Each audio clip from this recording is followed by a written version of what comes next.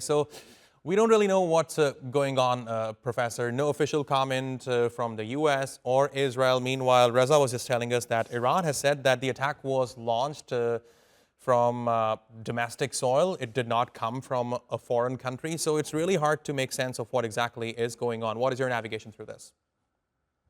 Look, I think it's an indication that both countries are trying to contain the escalation phase, which is inevitable in the current state of confrontation between Jerusalem and Tehran.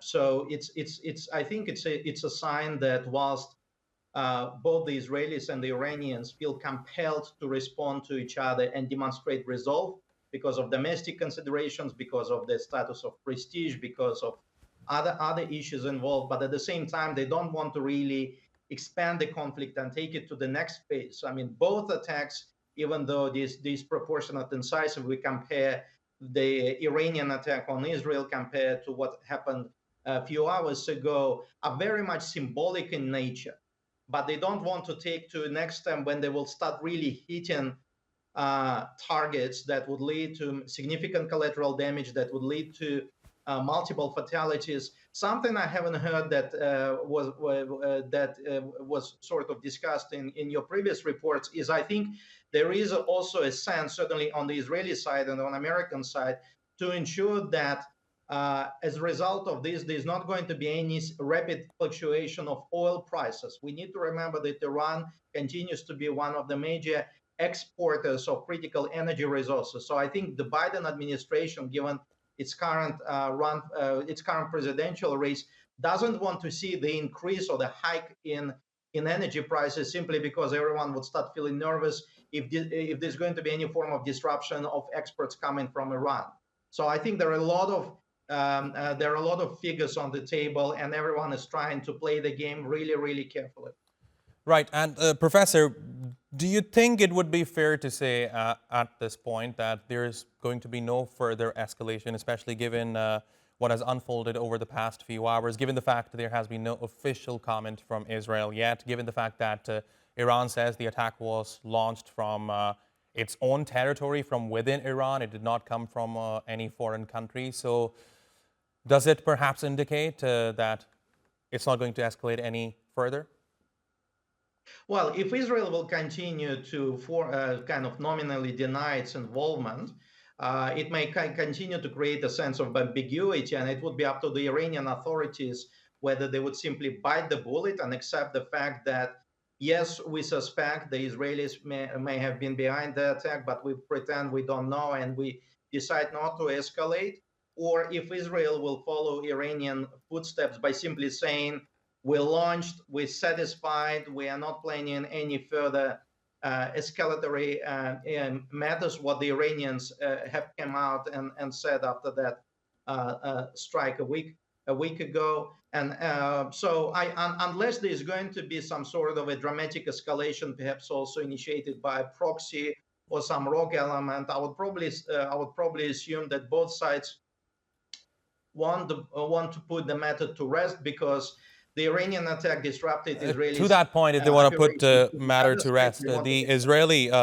Professor, if I may, the Israeli National Security Minister Itamar Ben-Gvir has just said that the Israeli attack on Iran was a scarecrow. What do you make of that?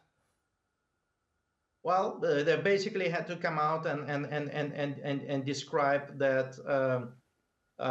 Look, I mean, I think the language itself it's quite interesting because it's open for interpretation. It may be interpreted that Israel says it's not them. Also, because perhaps the damage that the attack has caused is not something that would really impress, because the Israeli nationals, the Israeli citizens, would probably want to see some response to what they have experienced over the past weekend. But it may also be a hint suggesting, well, yeah, we're not admitting that we have done it, but nonetheless assume that it was us behind it, and we try to scare you this time, but next time it would be for real. So I think they're Right. still trying to play this game of ambiguity and denial, not cutting it fine by simply saying, that's it, we're satisfied, let's move on and continue confrontation, but in a less dramatic way. Right. So I And think we can. we can assume that something else may actually be occurring down the track. Right, and we have received another update, this time from the Iranian state-run IRNA agency. Now, they are saying that explosions, which sounded in Esfahan, were caused by air defenses responding to suspicious object. No losses, damage recorded. And that is according to an Iranian army commander. And of course, this is attributed to IRNA news agency. So no damage, no loss of life, nothing. So what do you make of this?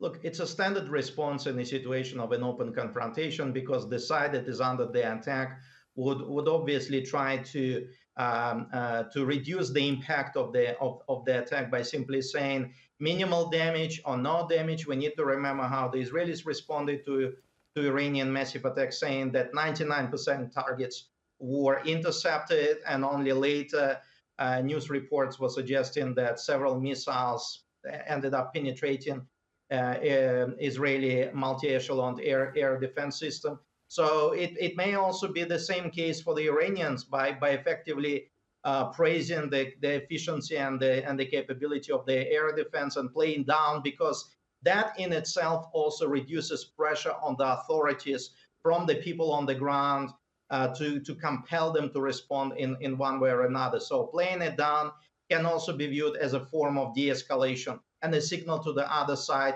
we are not really prepared to carry on. So if unless you'll do something at your pace, we're happy to put this matter to rest for the time being. That's Alexey Muraviev talking to us live from Australia. Professor, thank you very much for talking to us here on TRT World. Really appreciate your taking out the time. You're watching TRT World's breaking news coverage.